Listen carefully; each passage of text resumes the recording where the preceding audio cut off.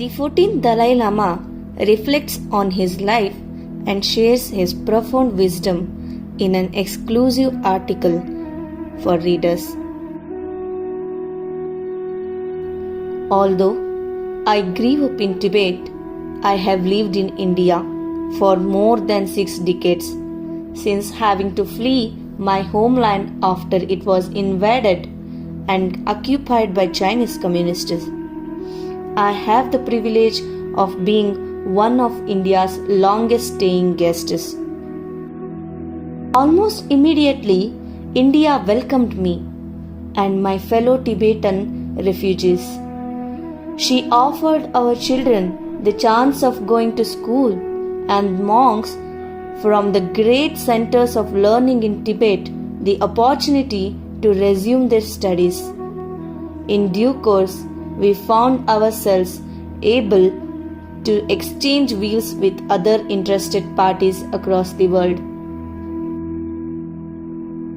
I am now 87 years old, and I can say without doubt that my entire way of thinking has been shaped by knowledge derived from historic Nalanda University, the ruins of whose buildings can still be seen in present-day Bihar.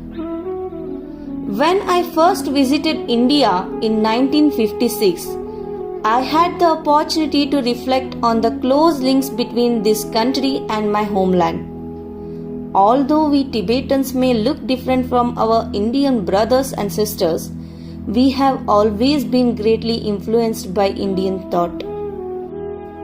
In the 7th century, the then king of Tibet, Songtsen Gampo, sent scholars to India and chose to model Tibetan writings on Indian Devanagari script.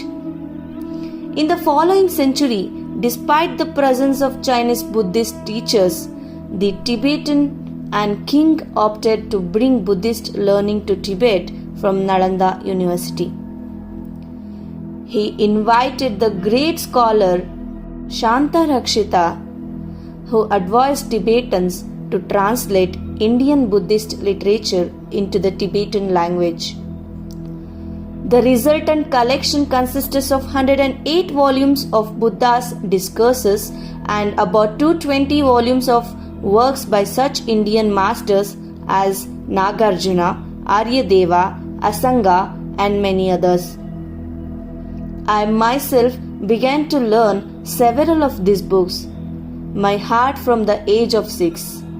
Thus, the culture of Tibet is primarily based on Buddhism and specifically on the Nalanda tradition of India.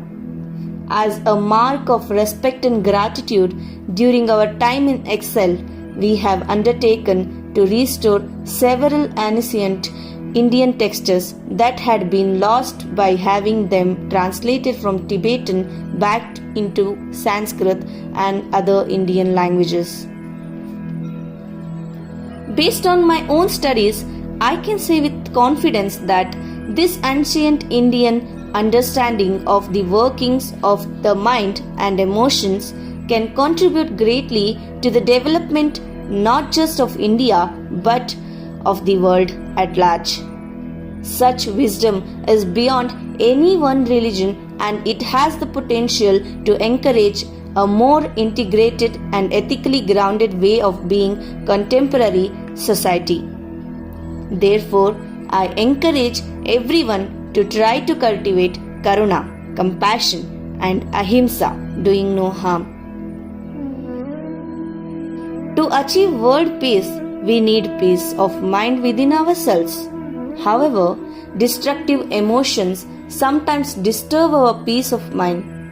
Those who concern themselves predominantly with material development think of happiness and satisfaction only in terms of physical pleasure, but our mental well-being is even more important. When we are faced with suffering, our only resources are within, and it becomes helpful to take a wider perspective.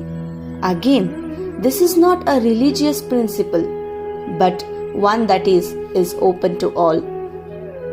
Our essential nature is to be compassionate, Compassion is a marvel of human nature, a precious inner resource, and the foundation of both our individual well-being and harmony within society. From the moment we are born, our mother takes care of us. Without this care, we would not survive. Therefore, from a very young age, we learn that compassion is the root of all happiness. However, this nature, appreciation of compassion seems to fade after we go to school. We need to be reminded that good health and peaceful state of mind are founded on love and compassion. Therefore, we must incorporate understanding of the workings of our emotions into our educational system. For me, Mahatma Gandhi is personification of ahimsa. I think of him as a great inspiration. On my first visit to India in 1956, I made a pilgrimage to Rajghat on the banks of the Jamuna River, where Mahatma Gandhi was cremated. As I stood there in prayer, I experienced great sadness at not being able to meet him in person, but also great joy at the magnificent example of his life. To me, he remains the model politician, a man who puts his belief in altruism above all personal considerations and consistently maintained respect for all great spiritual traditions. If we can incorporate ahimsa and karuna into the Indian educational system, I am confident that great benefit will be felt not only in India but also across the world. Through preserving the Nalanda tradition, we Tibetans have been able to remain strong and usually positive even in difficult times. Now my hope is to give back to India what we Tibetans received from Nalanda. In the past, we Tibetans have often regarded Indians as our gurus and ourselves as the Chelas. But over time, in certain ways, the roles seem to have been reversed and now perhaps the Chela is in a position to return the treasures. Firstly, as a human being, I am committed to promoting the oneness of humanity. As human beings, we are all the same. We all want to be happy and do not want sufferings.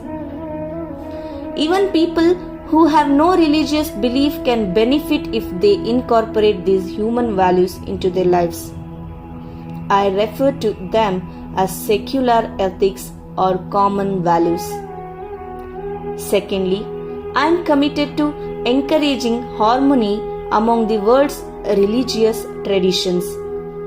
Despite philosophical differences, all major world religions have the same potential to create good human beings.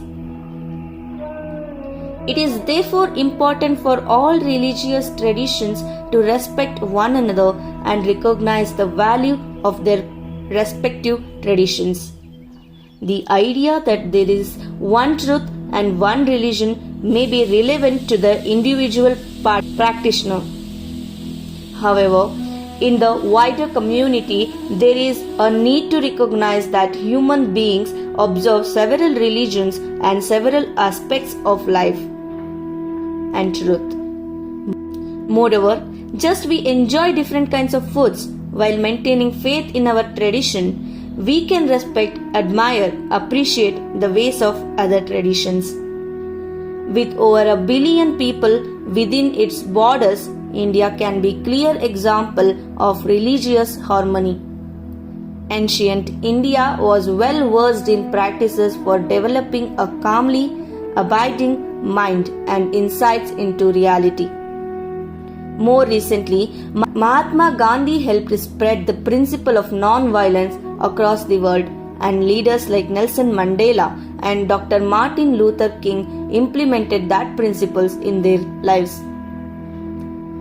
Thirdly, As a Tibetan and as Dalai Lama, I am committed to preserving Tibetan language and culture. The heritage Tibetans received from the Masters of India's Nalanda University, while also speaking up for the protection of Tibet's natural environment. Clearly, this has relevance to the Himalayan communities of India from Arunachal Pradesh in the east to Ladakh in the west. Lastly, and with specific references to my focus on compassion, I am committed to creating greater awareness of the value of ancient Indian knowledge.